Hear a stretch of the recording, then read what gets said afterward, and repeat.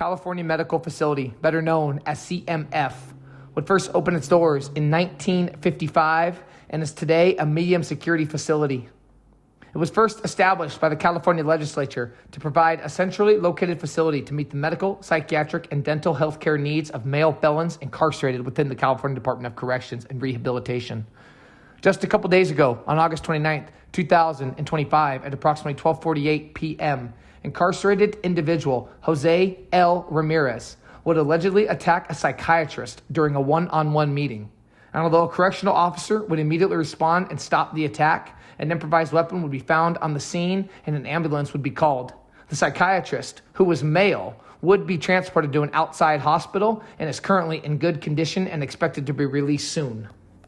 Very tense morning out here. What started as a seemingly routine house fire took a horrible turn of events and ended in a fatal shooting. A 28-year-old son of the family involved in that house fire opened fire and killed his mother in front of family members and firefighters. That shooter then turned the gun on himself and ran back inside the house, triggering a barricade and standoff that lasted an hour and a half. Now here you see LAPD SWAT responding to the scene on the 700 block of 154th Street. Again, that shooter, 28-year-old Jose Ramirez, he was identified by police this morning, was in the house at the time. Police unaware in those early moments that he had self-inflicted gunshot wounds. Now authorities evacuated nearby residents. Meantime, firefighters moved in quickly to remove the mother's body from in front of the home. They tried to render aid in a nearby ambulance. Unfortunately, the mother did not survive. Now, according to firefighters, the family of five had escaped the flames.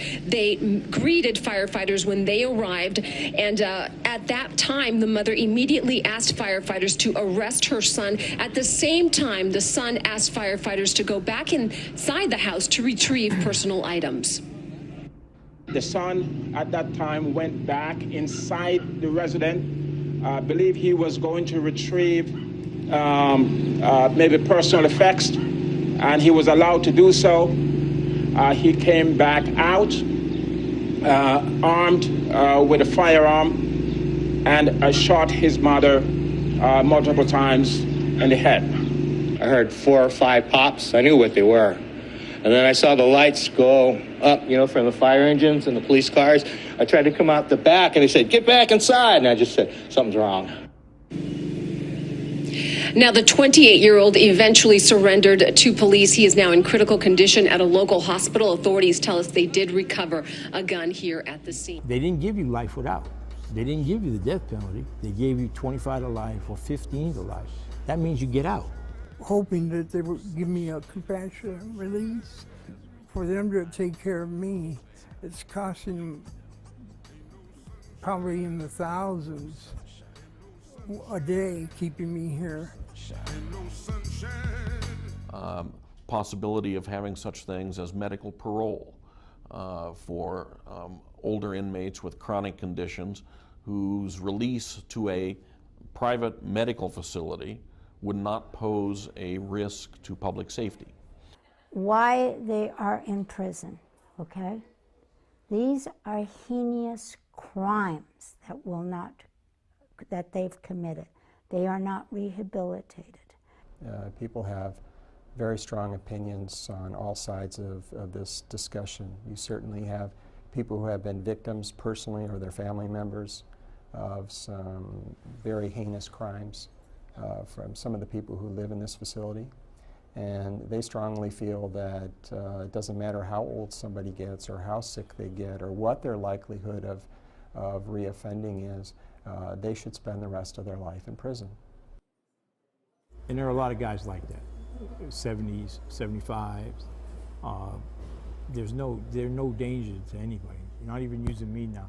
They're no danger. I mean, they're no danger, but they're still. Hey guys, what's going on? Welcome back to the channel. Hope y'all had a good weekend. Really quick, before we jump into it, I just wanted to say, I know last month I wasn't able to upload as frequently, especially the last few days.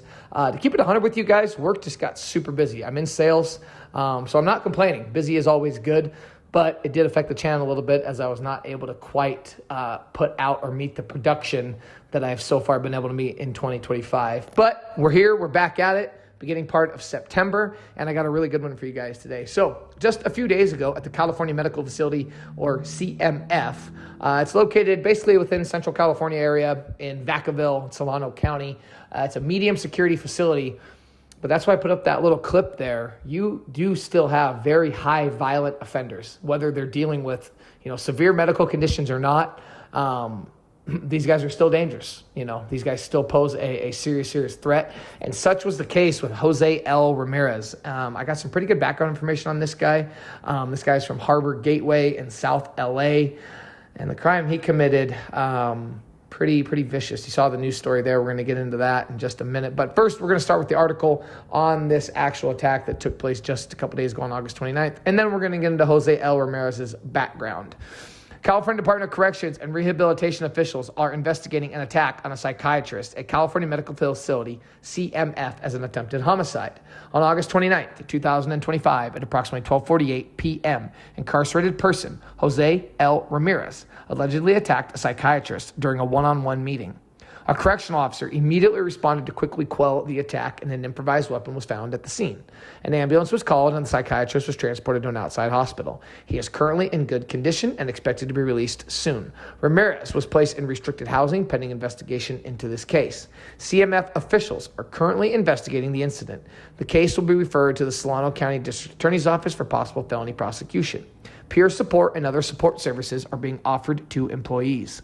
Ramirez, 35, was received from Los Angeles County on December 9th, 2019. He was sentenced to life with the possibility of parole for first-degree murder, an enhancement for use of a firearm and inflicting great bodily injury, and enhancements for arson of an inhabited structure and felony arson violation with special circumstances, and possession or own a firearm by a felon or addict.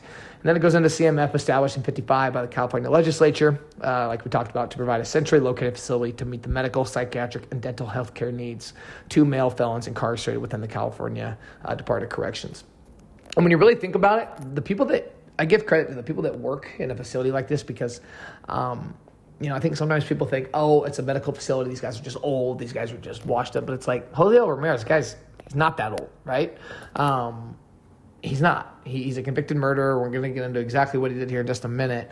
But these nurses, these psychiatrists, these people that, especially with this California prison model, especially with this very liberal way of doing things, we got to talk to them. We got to know what's going on inside their head. We got to do these evaluations.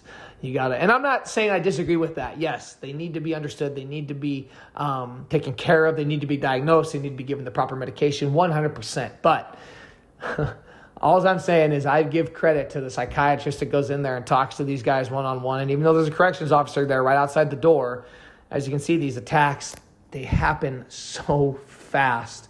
Any of you have done time, any of you have been a part of any of these, prison attacks or worked within a prison system or family or whatever, you know how fast these attacks within the prison system take place and the different kinds of weapons that are used and how easy it is to hurt someone when an inmate's mind is made up to hurt an individual.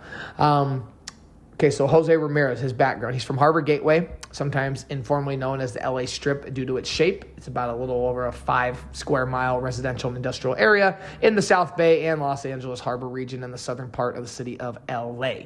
The neighborhood is narrow and long, running along a north-south axis, hence the name informally LA Strip. Now, this is an article from April of 2018, and this is basically the article about Jose Ramirez killing his mother. And not only did he kill his mother, but he did it in front of firefighters and other first responders. When what they thought was just going to be a routine house call turned into an absolute crazy standoff. The guy kills, who this guy is, Jose Ramirez, kills his mom right in front of a bunch of fire crews. Yeah, ends up getting life for this. But let's read from this article first. What firefighters thought was a routine house fire turned into a tense standoff in Harbor Gateway after a gunman killed his mother in front of the fire crews. Initial reports of an active shooter in the aftermath of the blaze prompted a massive response by law enforcement in the 700 block of 154th Street shortly after 4:30 a.m., and neighbors were evacuated from their homes. Firefighters extinguished the flames within 12 minutes at the 2-story home. The family of 5 had escaped the flames, and when firefighters arrived, the mother had immediately asked that the son be put under arrest. At the same time, the suspect had asked to go back inside the house to retrieve personal items.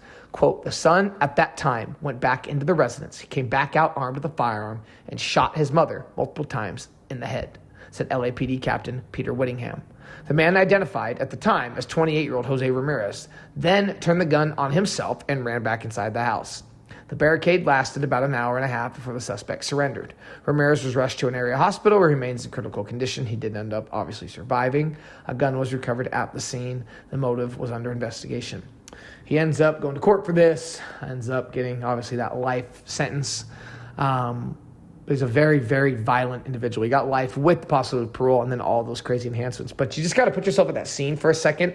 So they get there, 12 minutes, boom, they put the fire out, okay? The mom runs up and goes, please arrest my son. Please arrest my son. He's a very violent, who knows exactly what words she said, but I'm sure she's pleading with them to please arrest them. Can't just arrest somebody for no reason, even if it is, the lady or, let's just assume that it's the homeowner saying, please arrest him. Between that and him coming up going, hey, I just got to run back in and grab a few things, he manages to grab a gun and he manages to shoot his mom. Now, why his mom didn't get as far away from the house and him as possible, I'm not sure, especially when she's begging them to, please arrest, hey, please arrest my child. He's right there. Go arrest him. Why she didn't take off from him. Not really sure. But regardless, where he did all this, it happened within full view of these firefighters. And there weren't going to be a lot of cops on scene because, again, they thought it was just a regular house fire call. So you're not going to have a bunch of police and detectives or SWAT or anything like that.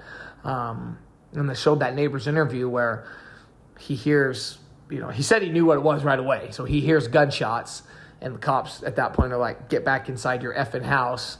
And, nothing else needed to be said. He went back in, but ends up going to prison and dealing with, all kinds of issues. There were some gang ties there with Jose Ramirez as well. He's from South LA.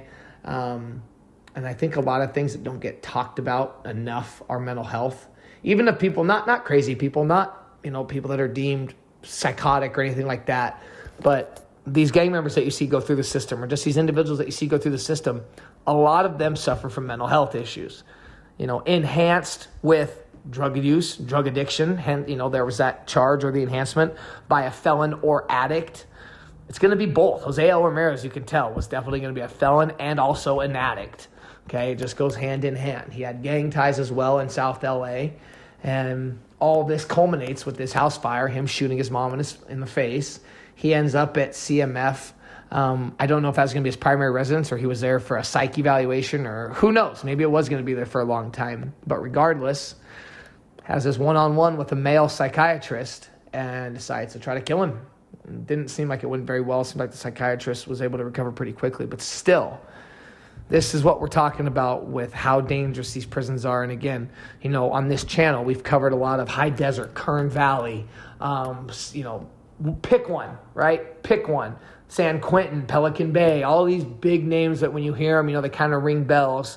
Well, California Medical Facility is not one of those that rings bells when you talk about it, but it's just as dangerous. You got an individual like Jose Ramirez who shot his mom in, broad daylight in front of a bunch of firefighters.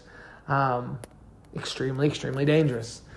So again, guys, we'll try to, I promised over the last videos I was going to talk about mental health and addiction more.